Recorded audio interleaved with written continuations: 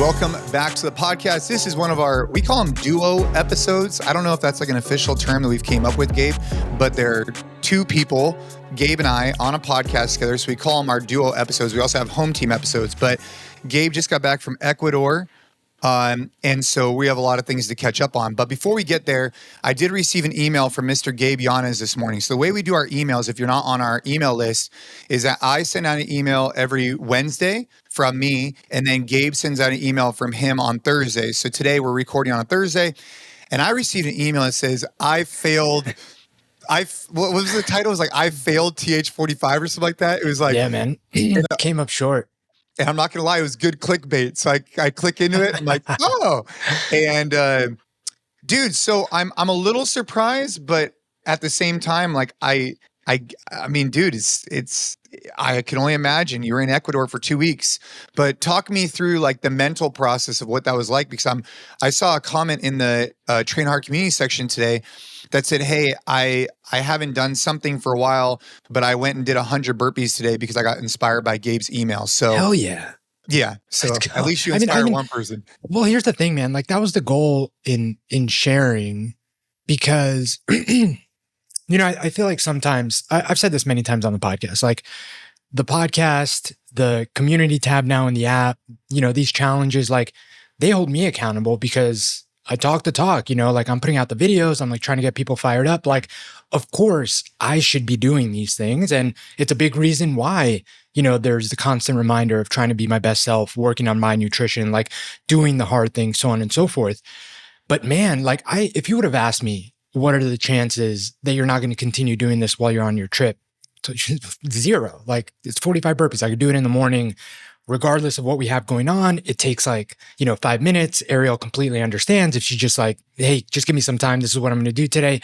It's all good. And, I can list off a bunch of excuses, but they are just excuses. But like the reason I shared is because, if I talk the talk and I did fall short, I'm not going to like pretend like I didn't. That to me seems like the worst version of this is like for me to like sit in the back and be like, yeah, guys, 10 days left. And it's like, I haven't been doing these damn burpees. Like that's like super, super disappointing, I think.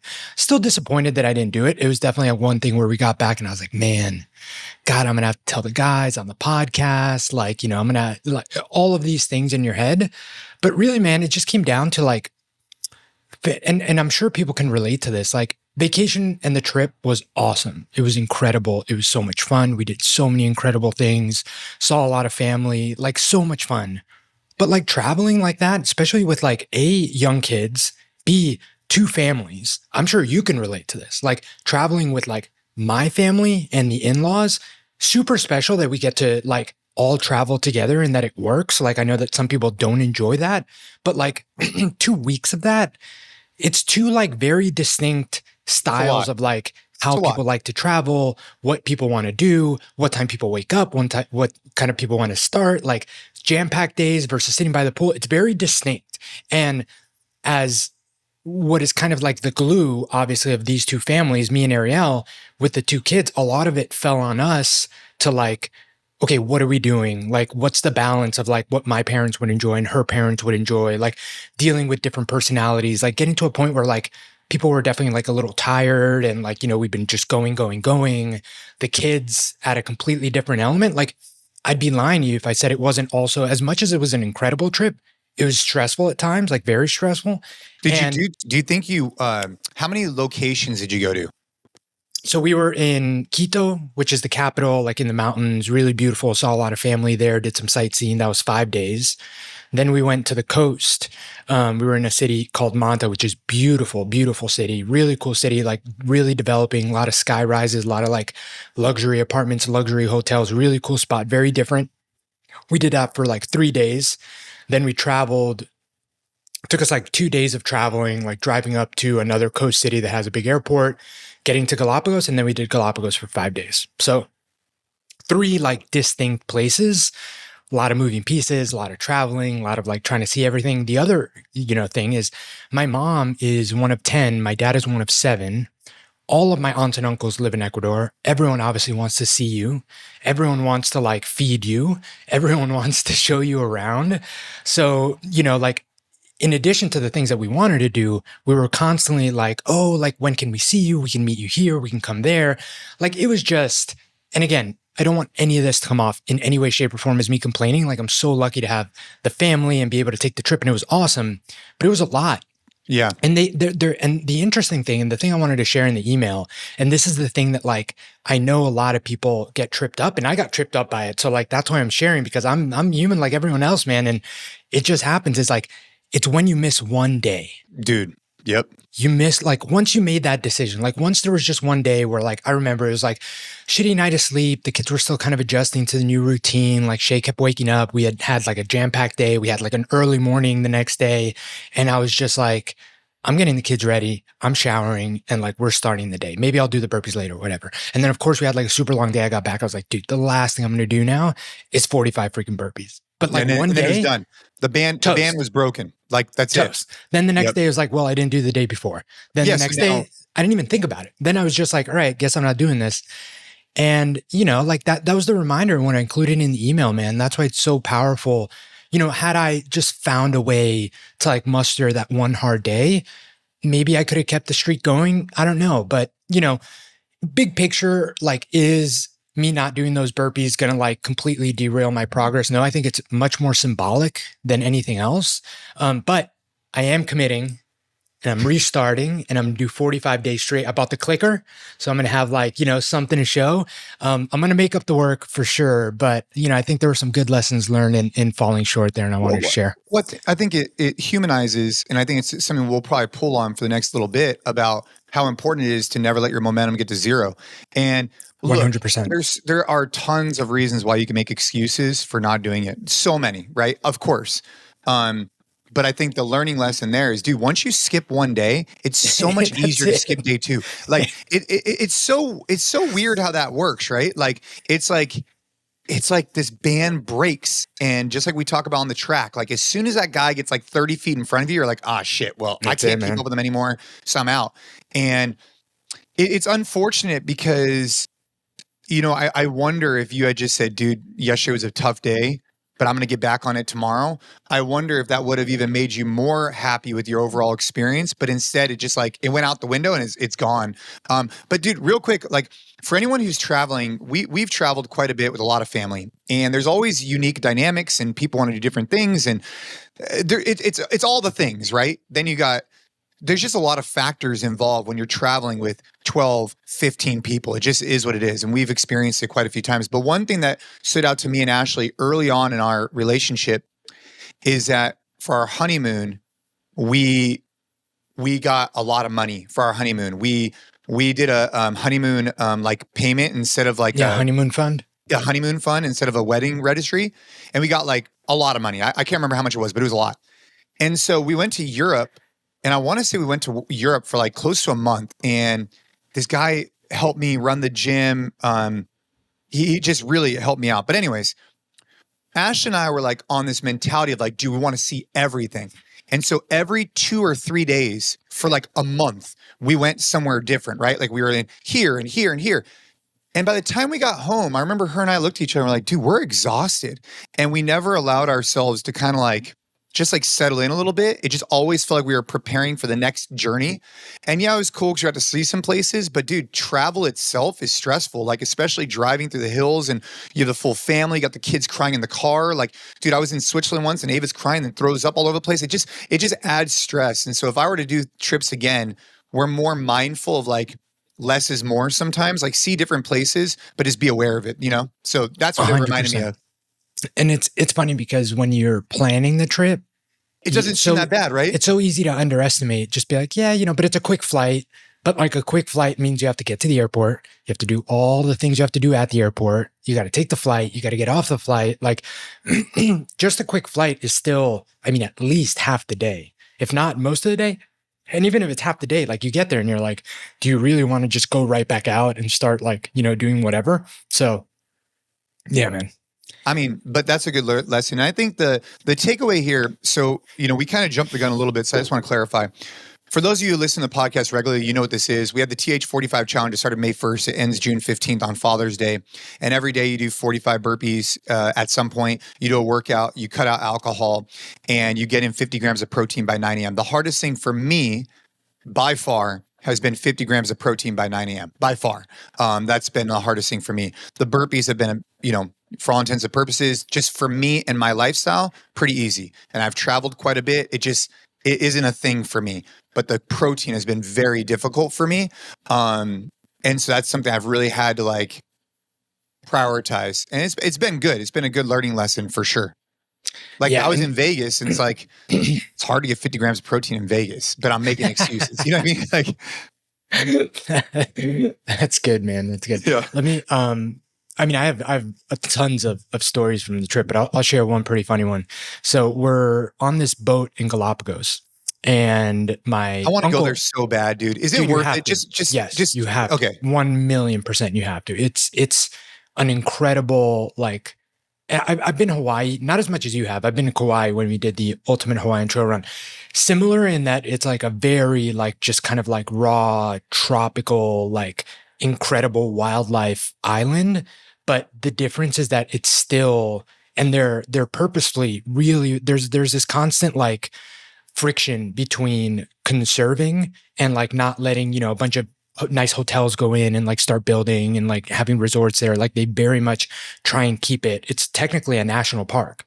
So they very much try and keep it very raw and pure. And like the town is still like very walkable and it's like very much like a little town. So it's super cool. But then you can go out on these boat trips and like the beauty and wildlife is like out of this world, dude. The water is beautiful. We did scuba diving. But anyway, one day my uncle and my aunt, they reserved the boat trip where like you leave on the boat. We went to this one place that was like a private beach. You do like a wet landing, walk onto the beach. There's no one else there. There's like iguanas everywhere. They're like swimming in the water. It's wild. Then you went somewhere else. You scuba dive there. Then you went somewhere else and you scuba dive there and you saw like that's where the baby sea lions are. And you can kind of see them all kind of jumping in the water playing. It was super cool. But at one point, Ethan, my brother-in-law, Ariel's brother, he jumps in the water and immediately is like, my shoulder popped out.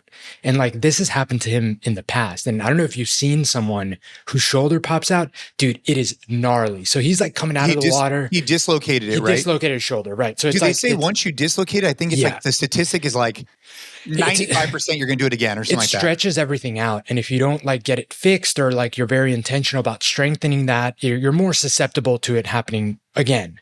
So dude, his thing looks gnarly. Like his shoulders like popping out and it's weird. He's coming out of the water. He's in like very much in pain.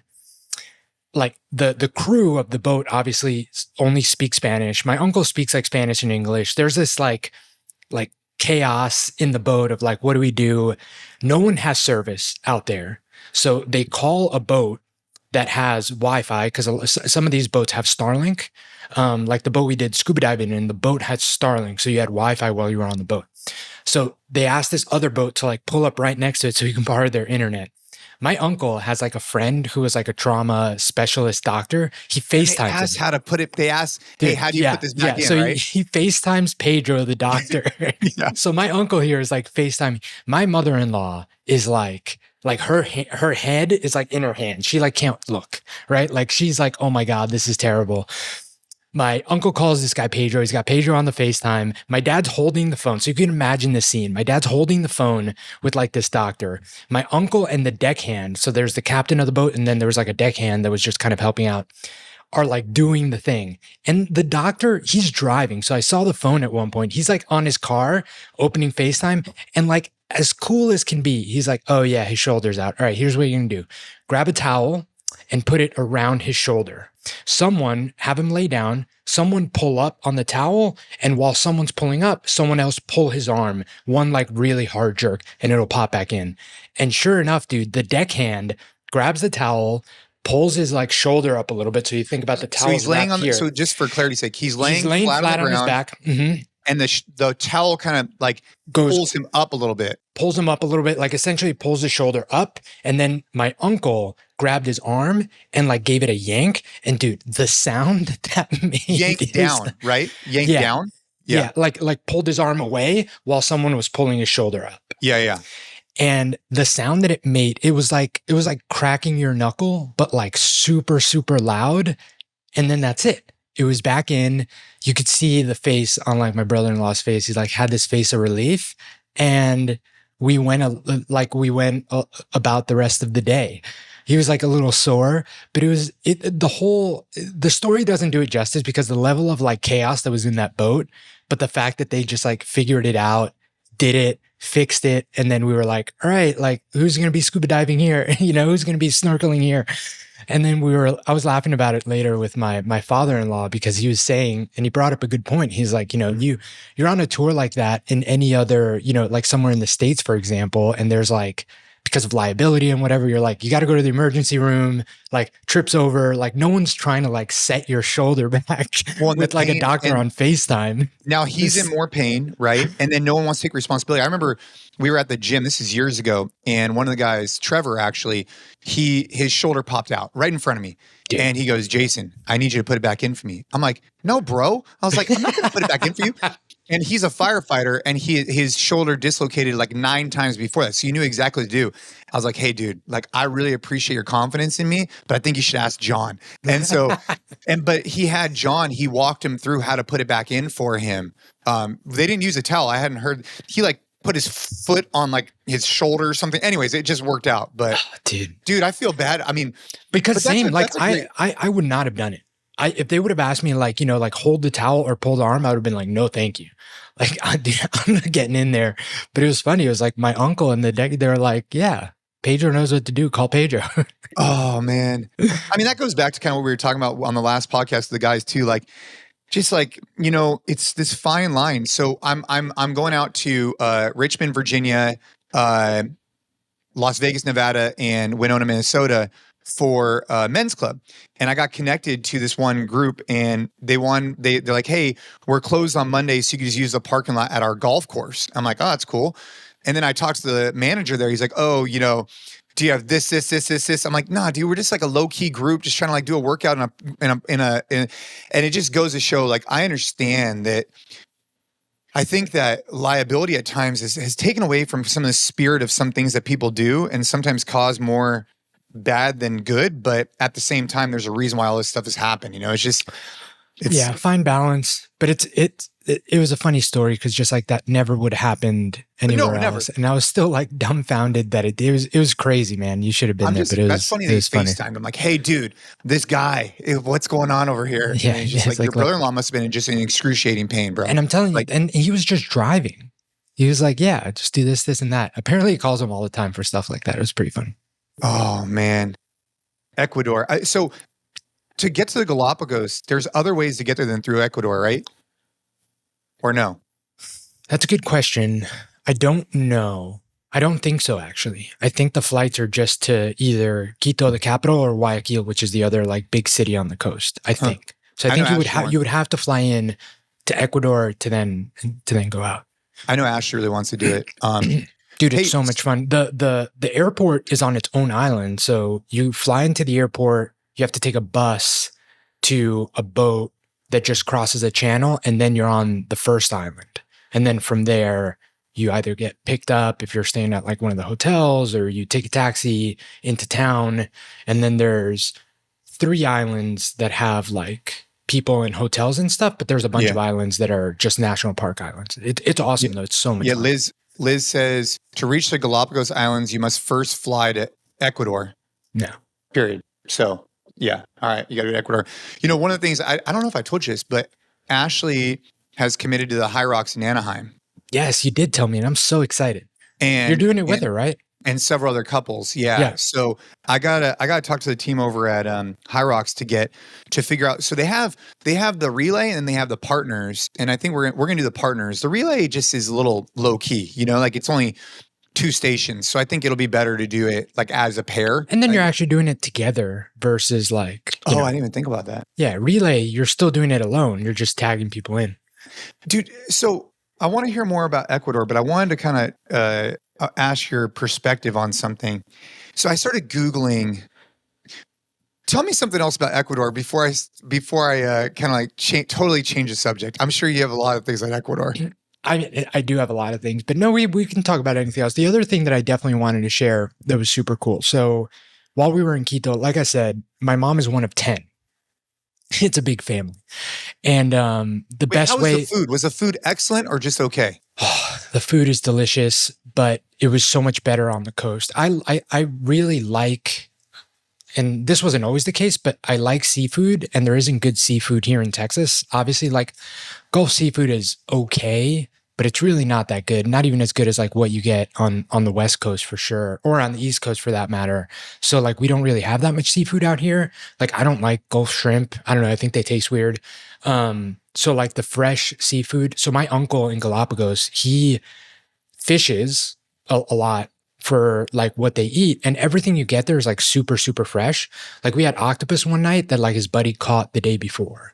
We had lobster that like, you know, his buddy caught like 2 days before. Like everything is like, you know, there's a bunch of fishermen that go out and catch stuff, and then that's what you eat. And then the difference that makes, and I don't know, some of that might be mental, is so good.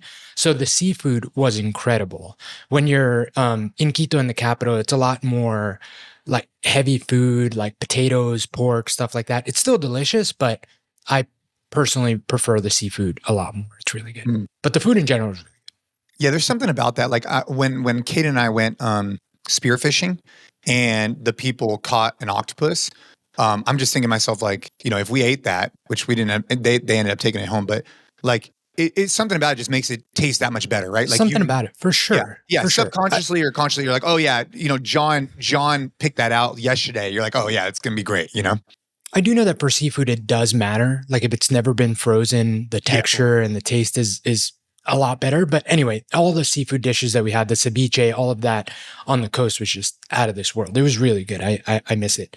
But what I was saying is the first couple of days that we were there, because my mom has such a big family, the best thing we did was Saturday. We were like, hey, this is the Saturday before Mother's Day, rented out like a spot, and like everyone come out. And literally everyone except for one aunt, because she was traveling, came out. So all my aunts and uncles on my mom's side of the family, most of my cousins, most of my first cousins, some have moved to the US since then. So it was like, dude, it was a big get together. And it was fun, man. Like one thing that, and I've mentioned this on the podcast a lot, that I still struggle with and I'm trying to get better, that's just different in probably other countries in general, but was definitely different going back home, that I really enjoyed, was, you know, you had 2 super long tables full of family and no one was on their phones. Everyone was talking.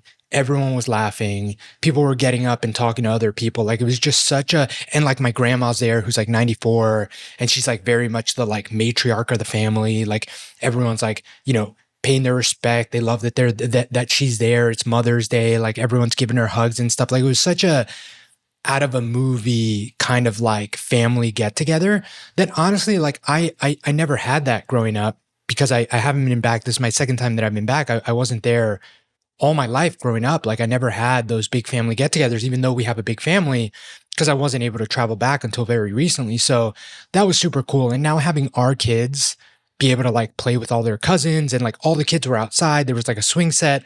Like that was maybe one of the, not more like the most fun we had on the trip because we did really fun stuff, but it was definitely the most special and a big reason why we want to go back on a regular basis, because especially for like Shay and Charlie now, our kids, I want them to grow up with that kind of access. I think it's super cool because we have a big family, you know, and yes, they happen to live very far away, but we can definitely go out more often. So did your dad really not go back for like 20 years too? Yeah. None of us went back for over 20 years, more like 25. Wow. Because then your parents both got their citizenship when? Like 2 years ago, right? 2 years ago. Yeah. And so that opened up opportunities to go back and forth. Is that what it was? Yeah. Dude, it's really interesting because like my dad coming from Iran, he's never been back. And my sister, Ashley's family has gone back and forth. And we could go, right? I just need to get an Iranian passport and I could do it. It's just now it's been so many years that like my dad has like these really fond memories of Iran, but he just hasn't gone back. For that one's a little bit more kind of like, I don't know, he just hasn't done it. But I would have wondered what it would have been like, but all my family came over. So Ashley's family was still there. And so I can understand why you were going back, but that's cool for Ecuador to go back and forth. I'm very interested in Ecuador in particular for the Galapagos. Like, dude, that would be sick. That'd be badass. That video you showed me, bro, for everybody listening, Gabe showed me a video or sent me a video, and it was like him scuba diving and then like millions of fish around him. Like I thought I was cool being in Turks and Caicos and having like a fish or two here or there. And then here's Gabe with millions of fish just all over the place. That was a very cool video you sent. And what a cool experience for you guys. Well, it's so funny because my uncle was saying that. He was like, if this is your first scuba diving experience, it's going to kind of ruin scuba diving for everywhere else. Yeah. Because you're going to go everywhere else and like, you're like, oh, look, a fish. Dude, it was insane. It was unbelievable. But it's cool. They do a really good job with how much they do restrict tourism in general, like all these trips, and they've kept it to be, very, very much raw and just the wildlife there is crazy. But unfortunately now there's like this friction because, they want, this is the video. Look at this. Liz is putting up the video right now. That's wild, dude. Look at that. That's a baby, a baby sea lion, baby seal or whatever. Yeah, that's crazy. Insane, man. It was so crazy. Dude. But yeah, like I was saying, there's this friction now because, the people of Galapagos do better the more tourists come in. Of course. Like there's more economic opportunity for them. But at what point is it so much that you wouldn't see something like this? Because all these people are going in. Returns, right? More, because if you allow too many people, then people aren't as drawn to it. Like the notion is like, dude, when people think about the Galapagos, like they're thinking like, wow, this is like not no man has touched, like it's just very unique, right? But all of a sudden, if you start letting a bunch of people, it's going to change everything, right? And then is the demand going to drop long term? Yeah, man. But no, super cool trip. I'm sure I'll have other little bits that I'll remember, but those were kind of the big things. The family thing was really cool. The Galapagos was insane. My goal is for us to have, somewhere to like always go there on a more regular basis in the near future. And again, just be able to spend a couple months of the year there and have the kids have a relationship with their cousins and stuff like that would be ideal. Because it is a beautiful country, dude. It's awesome. It's so much fun. It gets a bad rap for, a lot of like crime and what's, first of all, they elected a new president. There's kind of like some hope that things are going to get better. But the whole time we were there, man, like I never felt in any way unsafe or whatever. Like me and Ariel would walk alone to the gym the first couple days. It is like all the houses are in like not even gates. It's like high walls. Like no one there has like just a house with a front yard. Like it's always like a very much like gated. Yeah, it's always like a compound, and it has either electrical wire at the top, or in some of the areas that aren't as like developed. This is wild. I've never seen this before. The top of the wall has crushed glass. Yeah, I didn't see that before, and that's everywhere. So you do walk around, and you're like, whoa, like clearly people are trying to keep people out of these houses. But, we were never out like late at night. But like I said, I never felt in any way like unsafe or anything. Yeah, I think I saw in the Philippines once crushed glass. Mm-hmm. Crushed glass on the top. Yeah. I remember just looking at that and being like, oh, all right. Well, that's what's happening here. Yeah. Dude, so on a completely different note, I was Googling this, and maybe Liz can pull it up too. I was talking, this is something I think we have to be aware of as dads is, I was talking to somebody this last weekend who's in a relationship with someone, younger couple. They're in their 20s, right? Early 20s. And dude, they've been intimate twice in the last like 6 months.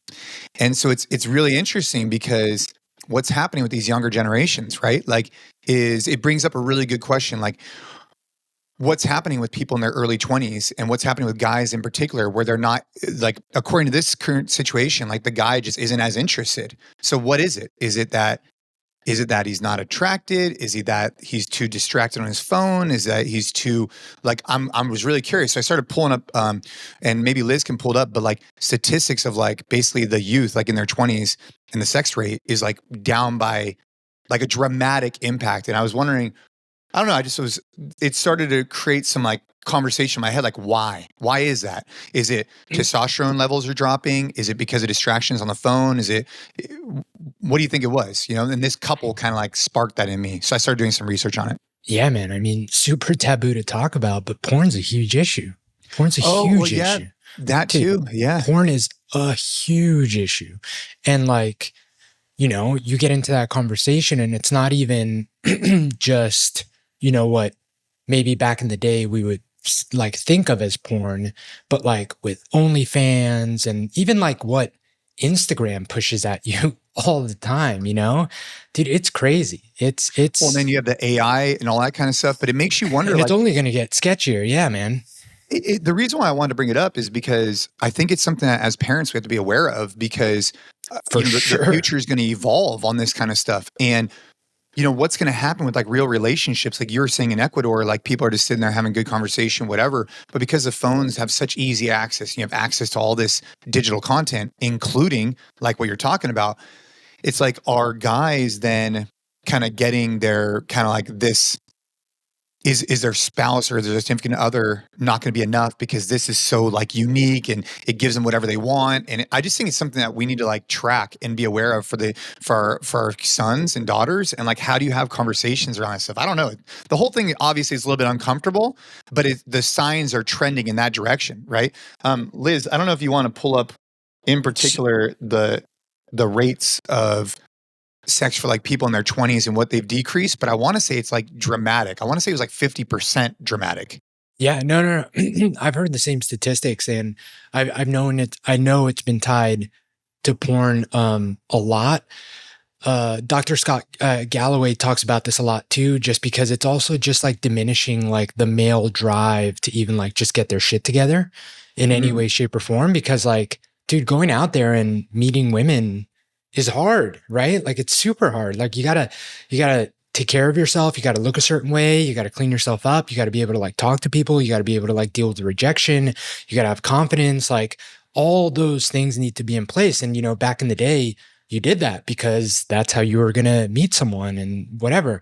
But now, you open your phone and you can have relationships, right? Like that's why OnlyFans is so popular, because it's not even the seeing naked pictures or naked videos anymore. Like OnlyFans creators make the majority of their revenue off of like the chats and the fact that like there's this expectation that you're getting like a back and forth talk. And the crazy thing is like most of those accounts are run by like, agencies that like you're not even talking to the creator, right? It's like, you're talking to some either, I don't think it's a bot in many cases, but I know it's a lot of like, not the person you think it is. Yeah. It's like someone in India that's like, has like a script on like what to say and what to reply. Yeah. And that's what people are paying a lot of money for, because not only are they getting this fantasy of this like incredibly attractive woman, they're also getting like the attention, they're getting like back and forth, they're getting messages, they're getting whatever.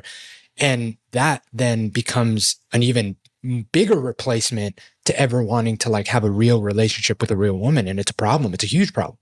Yeah. I mean, Liz put up heterosexual marriages are experiencing high rates of sexlessness, 25 to 50%. I don't know exactly what, that's, I think a lot of the cause though, the reason why this took me aback is because this was a younger couple, right? Well, I'm curious. I'm curious how that came up, by the way. I mean, it just, well, because we were talking about this couple and we were talking about marriage and we were talking about how, as life goes on, things just get tougher. And we were just having a conversation. Ashley was having a conversation and it just got brought up that like, hey, this is where we're at in our relationship and they're not even married. And it just, to me, it brought up like a little bit of a red flag, only because if that's the way it is today, when you're in your early 20s and that's at the height of what you should be doing, like not at the height of what you should be doing, that's not the right term, but like what typically would be seen as like a level of affection and a level of engagement with each other and all the things, and not have that. It's like, well, what happens in the future? How does that work? Right. And is that just where modern society is going to go? Or is that a problem that needs to be addressed, and with good communication, maybe it can be, it just, I couldn't help but just think that was like alarming, For sure, man. And I think that like, from like a marriage kind of like advice perspective, it always feels weird to feel like you're handing out marriage advice, but it's been something that's been super helpful for us is recognizing the fact that like the stage of life with really young kids, like it's easy for your relationship and intimacy to take a back seat. It's easy. You have these young kids, they're sharing the bed with you, like, like the night times tend to be like completely wrapped up in like the bedtime routine and stuff. Like you just have to be intentional. You have to find time. You have to potentially like, plan it out a little bit or like figure out like, hey, when are we going to have time to ourselves? Like this stuff takes effort and it's easy to just kind of like disregard. And it's one of those things, not exactly, but like a little similar to what we started the podcast episode with, where like, you go a week without prioritizing it, then you go 2 weeks, then you go 3 weeks, and dude, the fire like starts to fizzle out. And it's almost like it's harder then to like get back in. And again, there's also like some very like real time that like needs to pass after, a baby for like this stuff to happen. And that requires a conversation too, that like it requires of like, when are you ready? Like all of that, all of those dynamics, things that we've very recently experienced can make it tricky. But the one piece that we've recognized is very important is that like, that is a very important aspect of our marriage. And if we're not talking about it and being honest about it and prioritizing it in this stage of life with really young kids and postpartum and pregnancy and all that, like it can easily take a back seat. And I think everyone would agree, like that's not a good part of the recipe of having like a really like good, fulfilling marriage. So it's taken effort, but dude, meaningful things always do. And you just have to prioritize it for sure. Yeah, Liz says, authors cite inability to initiate romantic relationships as a primary contributor to the decline. So I think what that means, I mean, what I'm gathering from it too is like, I don't know, like the youth just, I think about this more for the youth, right? Because of all the access they have to different things. Like when I was growing up, we didn't have the same access. And if we did, I probably would have explored it, right? But then what would that have done with my ability to be able to connect in person? For sure. And I think that there's something to that. And we just have to be aware of it as parents. Like obviously we were sharing is like, dude, communication in this regard is so important. Like Ash and I have this conversation pretty regularly, especially now that, our kids are older and whatnot. Yeah. It's like, dude, if you're not having communication on that kind of stuff, then, it could lead to things that you might not be proud of as a man. So like, I would just encourage you, if you're a husband and a father, like, and if you aren't communicating well with your wife, you should probably think about that, especially when it comes to like things like this, because otherwise then you feel like your back's up against the wall or whatever happens. Like, dude, you got to communicate. You got to talk these things through so you don't end up making a mistake you might regret in the future, or creating a further wedge that might, create an issue with your relationship, For sure. And, to your point with like the young people too, like you mentioned this in the past when you were kind of like rattling off like maybe reasons, but the testosterone thing's a big deal too. Like we've had so many conversations here with men that have just like completely lost their libido because that's directly impacted by your testosterone level. So you combine the fact that like what I just said, hey, this takes work, this takes being intentional, this takes like, having a conversation, at least specifically in this stage of life. And then you combine that with like, imagine if you didn't even have the desire, right? Like if you didn't even like have any interest in it just because your hormones are tanked, like, of course you're not going to go like do the work or be intentional. And then next thing you know, like you and your wife are roommates, dude. And that's a scary place to be, dude. That's a bad place to be. That's where resentment builds up. That's where just like, the stress of like having little kids can get really tough because now this is, for all intents and purposes, just someone you cohabitate with, not someone that you like deeply, deeply love and fires you up and, all of those things. So, well, Josh said it on the podcast a while ago, like he was talking about testosterone numbers. Like if you're feeling that way, dude, I'm telling you, one tool could go be in and get your testosterone checked, right? 100%. I think for this person, that would probably be a good thing because 100%, especially when you're young. Dude, I feel like there's a whole conversation we had on one day, maybe we'll dive more into that one. But I think in particular, I think that it's important that as a father and we are aware of trends for the youth, And how do we help our young boys in particular not fall trapped to some of this stuff that's going to just be in their face all the time, and just be aware and create guardrails, because otherwise they're going to have, these expectations of what things are going to be like that are just unrealistic. They're going to get lost over here instead of being present with their significant other. I think just that's important as the kids get older, Caden's 11 now. So those are the kind of conversations that we'll start to be having. Speaking of which, I want to bring up a situation. So this is a real world situation. It was really interesting to me. So Caden, we get a letter, we get a call from his teacher, and she's like practically crying because Caden was disrespectful in class. And I'm like, oh no. I'm like, oh boy.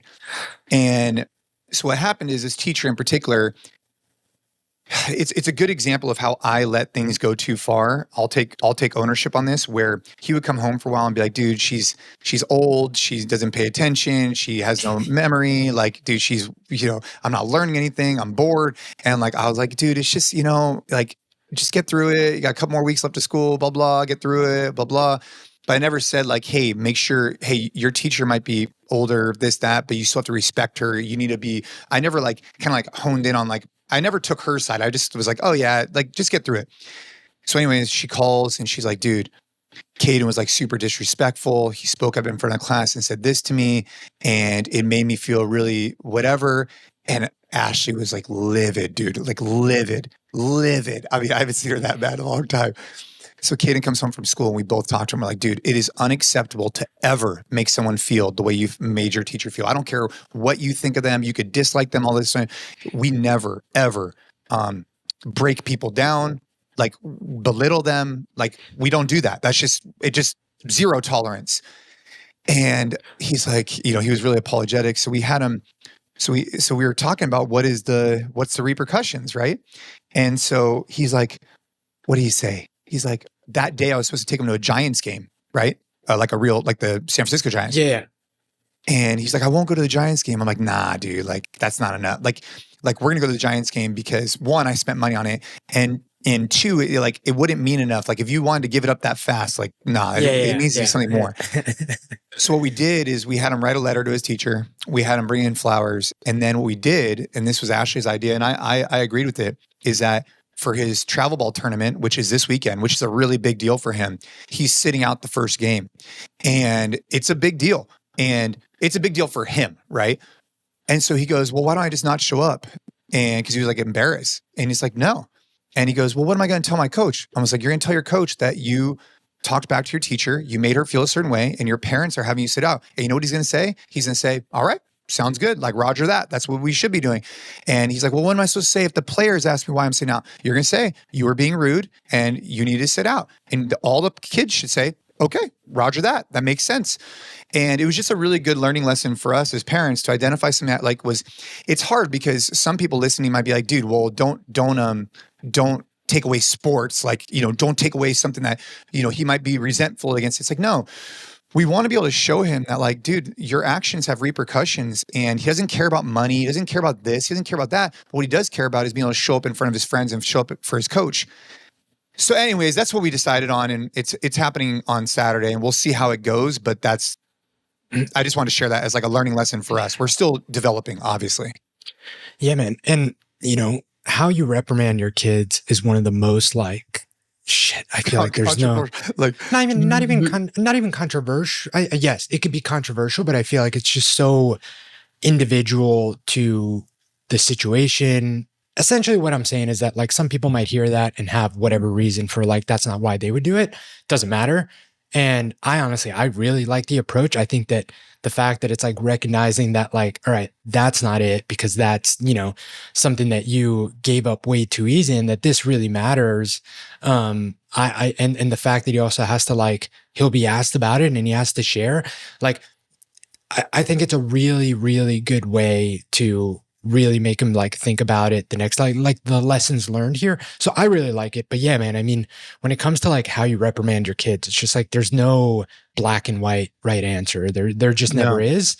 But I think the principles, and I remember this from one of the early books that I read when I knew we were going to have a kid, Raising Men.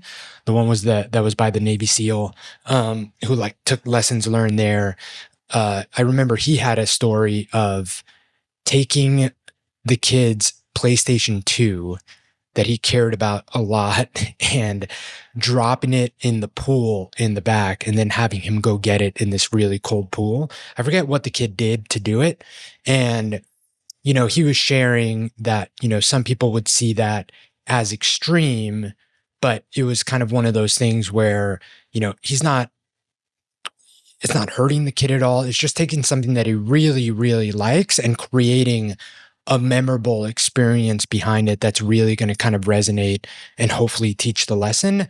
But he was very open in the chapter. I remember now about even him writing about it now, isn't sure that was the right decision, right? Like maybe it was too much, maybe it was harsh, but you do the best you can at the moment and you just try and make it a teachable moment without and this is what he was big on, without necessarily making your kid feel like a failure or a bad person per se. The way it's presented is very much hey man, you messed up and there are repercussions, but this isn't I'm not trying to, make you feel bad. I'm not trying to put you down, because the whole lesson here is that we don't put people down. Right.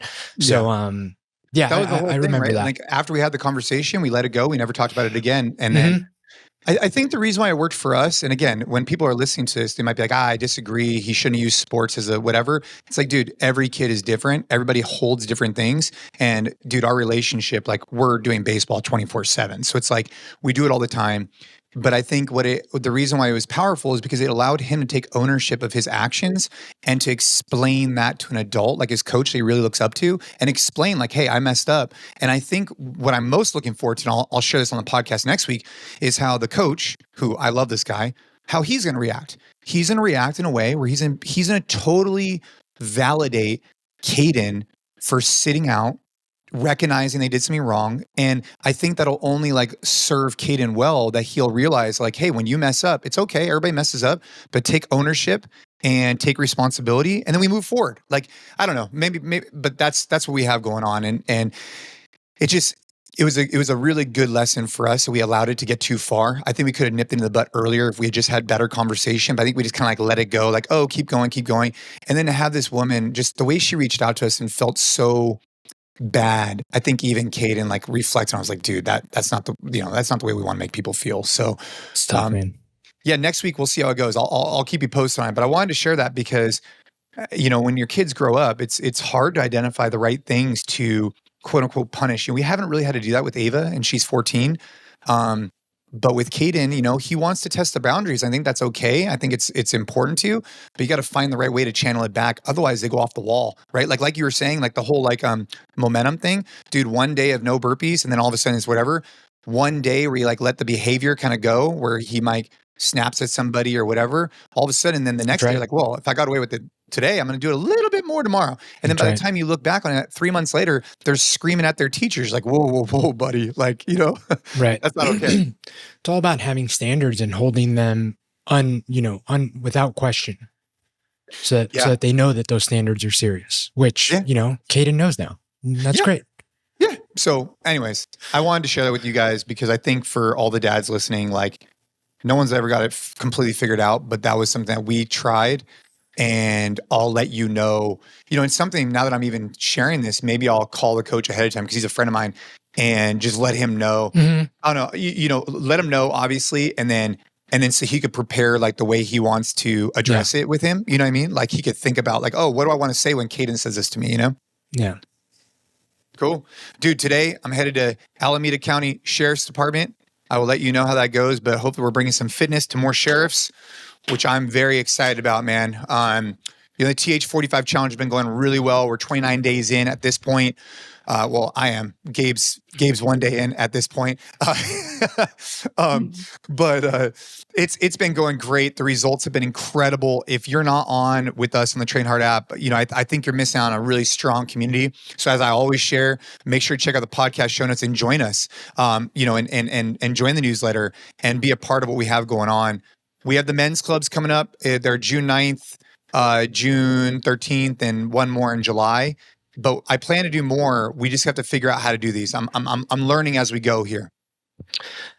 Speaking of TH45. So one thing that, I obviously continue to do just because I don't drink anymore. I've shared this on the podcast was we didn't drink on vacation, but dude, if you're going to go off the rails on the burpee, should have just gone off the rails and had some like Ecuadorian little margarita. Like that. But did you? So this could be its own conversation. But I recently saw this clip. Did you see the clip of Rogan on? He had Cameron Haynes on his podcast, and I haven't listened to the podcast, but I saw the clip because it's been making the rounds a little bit. And Joe doesn't drink anymore, which is crazy. Like I would have never seen that coming. Never seen that coming. Like you listen to some of his podcasts, psychedelics or like, I mean, probably, but I'll send you the clip. It was an interesting take. And again, like whenever I share this stuff, definitely want to like preface it with, I know that this is something that is a perfectly like moderate piece of someone's, lifestyle, and they do it intentionally. And that's my goal for people that cut it out completely, whether it's through our TH5 nutrition protocol or the TH45 challenge. Like, I'm not saying that this is something that like you have to cut out 100%. I have, and I don't have any interest in going back. I know a lot of people do, and they feel very strong. The other thing too, and I think it's definitely like a reason that I bring it up and I try and, put it into how I approach my advice with nutrition. I'm very like self-aware that there's this like human, I don't know if it's like a human instinct or whatever, but like what you would call it, but you always want people to do what you're doing, right? Like it reinforces your ego in a way to like, hey, this works for me. So like, I want you to do it. And I know that that's kind of like a little bit at why I talk about this so much. So I'm very aware of all that, but I saw this clip, and all that aside, a reason that it kind of like, seemed really exciting is I do think that for a lot of men out there that maybe are just on the fence about like, they kind of know that it doesn't serve them. They kind of know that it's like something they do to like feel like they have to fit in when they go out with friends or work dinners or whatever. And they feel like it would be weird if they don't do it, but they feel shitty when they do. They don't really enjoy it. Like it's not something that like intentionally brings joy or elevates an experience. They're literally just doing it to do it. And when someone like Joe, who, whatever you think of Joe, he moves the needle and he's a big like cultural figure in our time, for him to go out and in this clip, he was like, I feel dumb for waiting this long. Like, I just feel better. And for a long time, and this is what he said, he was like, for a long time, I fell into this, like, convinced that like, you can't have fun without it. Like, I own a club, I own a bar, and before, like in the green room with other comedians, podcasts, like having a couple of cocktails, I genuinely thought that like, that was a part of what made that experience like really fun for me. And it was like a non-negotiable. And yeah, like he was like, I'm not going back. He's like, I might have a glass of wine here or there if I want to. But yeah, man, it was crazy. I mean, I've been listening to Joe for a long time, and he used to do like a sober October with his couple of friends. And it was always like a 30-day, like 1 month challenge for them. And they would always have the podcast at the end of it where they got completely sloshed. So it was really surprising to hear it. But, I think it's positive in that, I hope that more people sharing that like, hey, this is okay if it doesn't serve you, I think is important. If it's a part of your life and it works and you feel like, you're moving in the right direction, great. Don't change a thing. But for a lot of guys out there that I am convinced there are a lot of that just feel like they need, a little bit of like, oh, I'm not alone in this, to where you feel like it's not serving you. You feel like it is something that you can cut out and make progress. Like, I think it's a cool step in the right direction to see someone like that basically say that like, you don't need this to have fun. You don't need this to have like meaningful social experiences. You can absolutely have it without. Now, does that mean you have to cut it out? No, but you can live a very fulfilling life without it. And I think that becoming more and more and more out there is a good thing. So yeah, I'll send you the clip. I think there's going to be a huge growth. 100%. My take on it is that alcohol sales are going to drop, and actually what I think are going to increase is not necessarily THC stuff. I think that's already kind of like hit its like THC, CBD. It's kind of like done its thing. I think you're going to see a growth in like NA stuff. Well, no, NA for sure. I mean, dude, when I was in Vegas, I mean, everywhere had non-alcoholic options for me, right? But I think you're going to see a little bit of growth in different types of mushrooms. Like you'll see some psilocybin for sure, but you're going to see like lion's mane and like these other mushrooms pop up. Like I've tried different like drinks with them and they have different things with them, but like there's all different types of like these nootropics and all this kind of stuff that like incorporate different mushrooms. I think you're going to see a growth in that because some of them, you know, can give you like a nice upper, like you feel good energy, good whatever, and they don't give you like the hangover and that kind of shit that like drinking does. So I think I don't know. We'll see what the youth end up picking up, right? Or maybe the youth end up just becoming sober. I don't know. We'll see. We talked about this in the podcast before, but it is interesting because, you know, a lot of the young generations now like aren't drinking at all. That's something that's, you know, spoken a lot about. But on the flip side, I forgot who, maybe it was Jonathan. Oh yeah, like going out type of thing. But he was talking about this because like a big reason they're not doing it is because they're not doing anything. Yeah, I mean that's like, bad too. No, for sure. That's the thing. Like, you know, my trip with my college buddies is next weekend, and we had so many incredibly fun, like memorable experiences under the heavy influence of alcohol, and like, for sure. Would I not have had those experiences if we all didn't drink? I don't know. But like those shaped me into who I am in many ways and like shaped the bond that I have with them. And the reason that we're such close friends now, you know, coming up on like over 10 years after we graduated college. So yeah, I mean, it's not a good thing that the new generation, now, am I saying that they all need to go out and drink? No, but the fact that that's the reason that they're not drinking, I think is not just positive. Like there's something not good about the fact that everyone's just like staying inside and, you know, on social media and potentially watching porn and not going out and like, you know, trying to talk to the girl at the bar and getting rejected and then getting drunk with your friends and complaining about it. Dude, 100%. I appreciate everybody who listens to this podcast. You know, we have shows with we're kind of pivoting. We're gonna go more of the home team episodes with Dennis and MDV, and then we'll have the episodes with Gabe and I. And you know, we're looking to maybe do some of those episodes in the near future as a live component. So stay tuned for that, because one of the reasons why I think live is good is we could be more timely in different things that are going on in the environment, right? So like maybe an article comes out, or maybe the Joe Rogan podcast that just released, we're able to talk about it.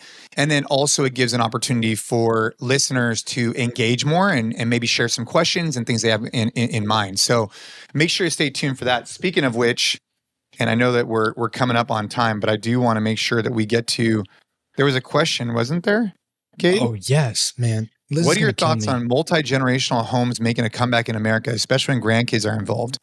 Wow. Western culture frames living with your parents as an adult as something to be ashamed of, while many other cultures see it as normal. If your adult child wanted to move back in, how would you feel about it? That is a very complex question. I'll answer it very simply because we are coming up on time. If my child wanted to live, if we had the means in the house to accommodate, and they were successful and had fulfillment and had purpose, and they wanted to live at home, I'd be fine with it. If they wanted to live at home because they were broke, they didn't have a job, and they were searching for a place to live, I probably wouldn't be as fine with it. You know, to me, I think there's a fine line, because if you're just continuing to provide for your kids over and over and over again, and they don't find something that makes them happy, fulfilled, purpose-driven, I think they're just going to end up in this rut and they're going to stay there for a very long time.